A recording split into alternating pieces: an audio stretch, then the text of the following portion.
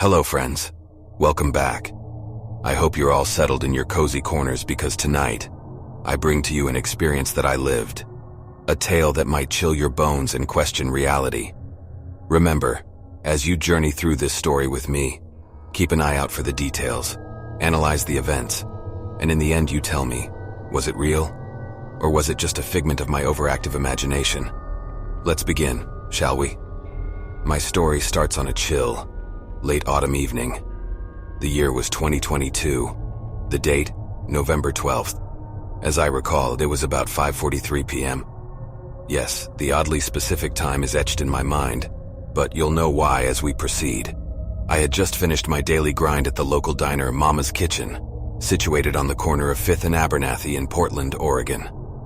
Now, those of you who've been to Portland in November would know the city dons an eerie cloak as the dusk descends, the fading sun leaving behind a smear of blood red on the horizon. That day, as I locked up, the wind whistled past me carrying an unfamiliar chill. I shivered and pulled my threadbare coat tighter around me. My '87 Chevy pickup truck, good old Bessie, was parked around the corner. With a sigh of relief, I got inside, cranked up the heater, and began my half-hour journey home. But then, life decided to throw me a curveball. Just as I was crossing the Hawthorne Bridge, Bessie began to splutter and choke, her usual purr replaced by a series of coughs and wheezes. I remember distinctly the sickening lurch in my stomach as she shuddered to a complete stop, leaving me stranded on that dimly lit bridge. I got out, popped open the hood, and tried to figure out what was wrong, but with darkness rapidly settling in and my basic knowledge of mechanics, it was a futile effort. So I did what any sane person would do. I called for a tow truck. The operator, a woman with a voice as raspy as gravel, informed me it would be a 45-minute wait. What else could I do but agree?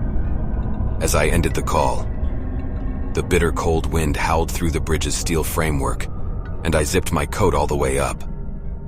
There was no one else in sight, just the slowly ebbing Willamette River below and a murder of crows, cawing ominously in the distance.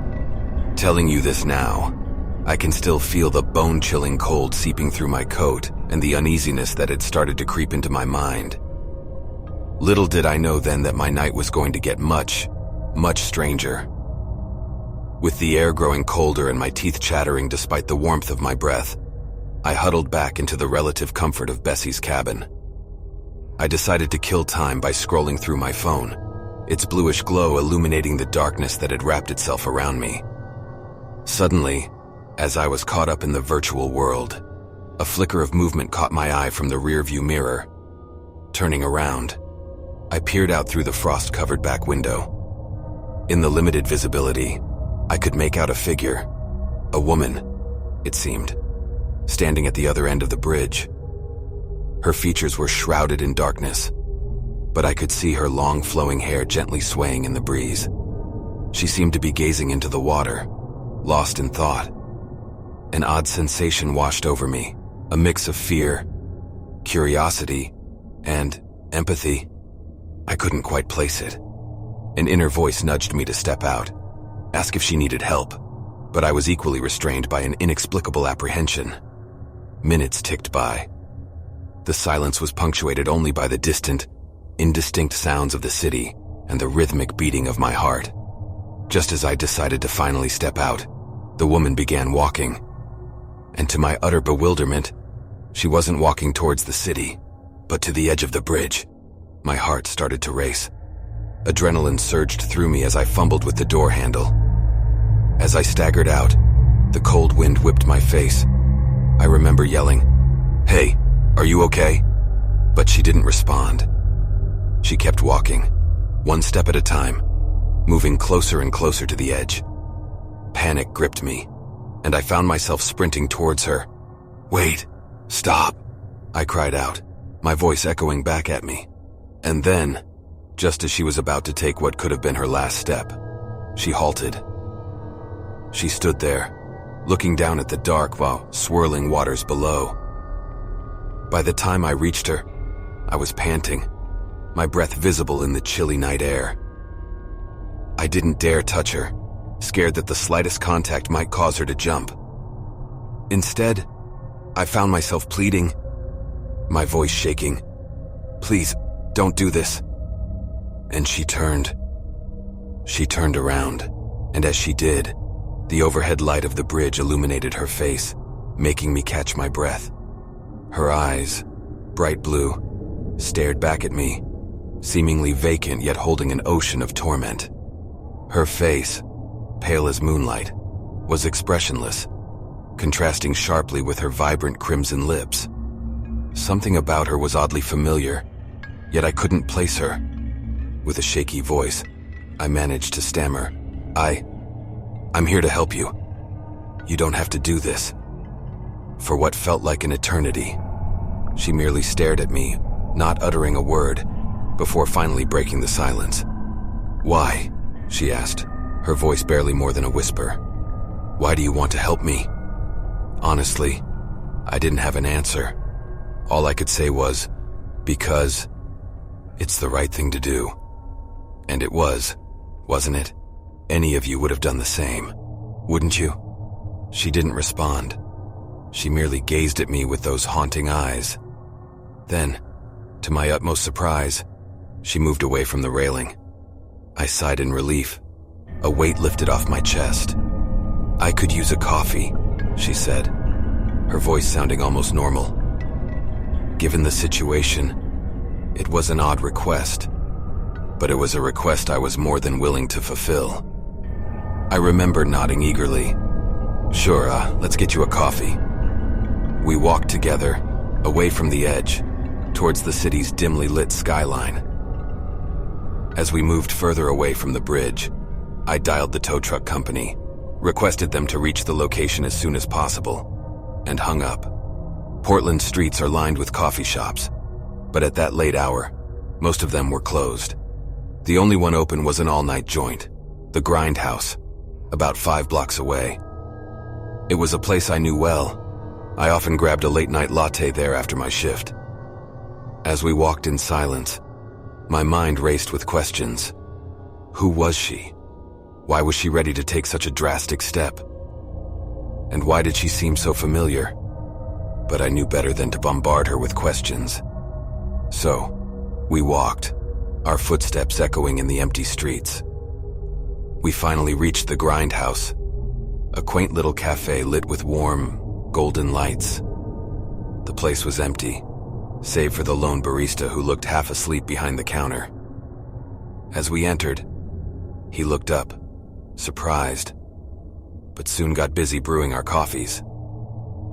2 cups of steaming hot coffee sat in front of us on the worn wooden table.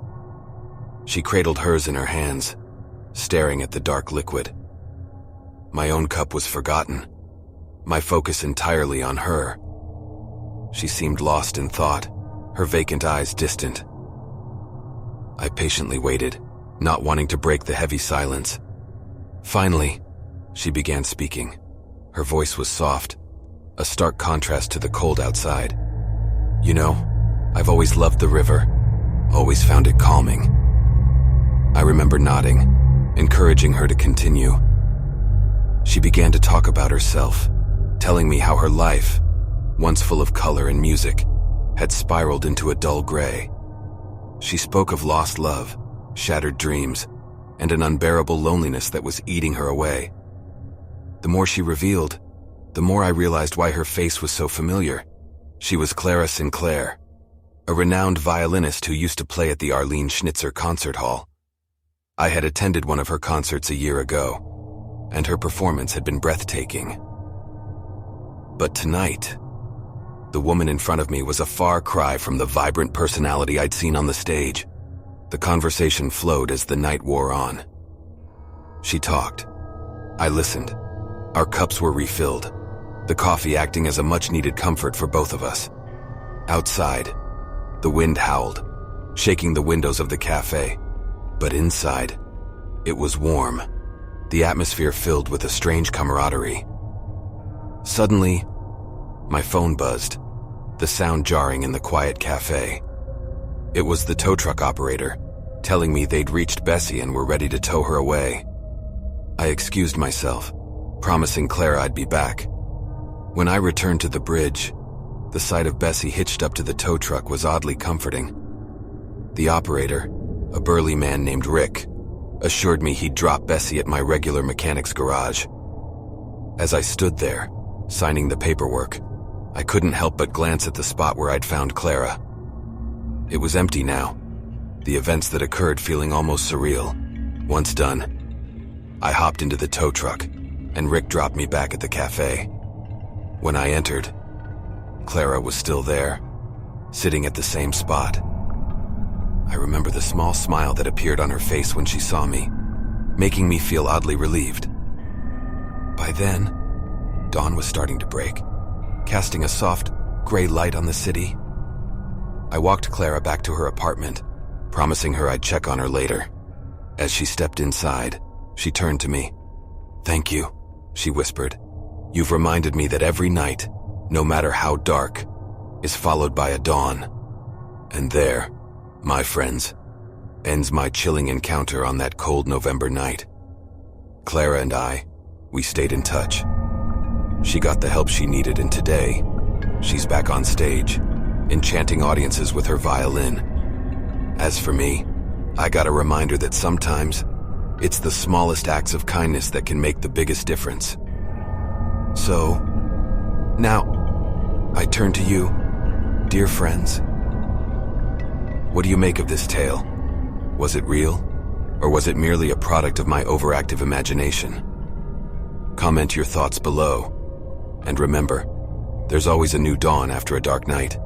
Until next time, stay safe, stay curious, and always be ready to lend a helping hand.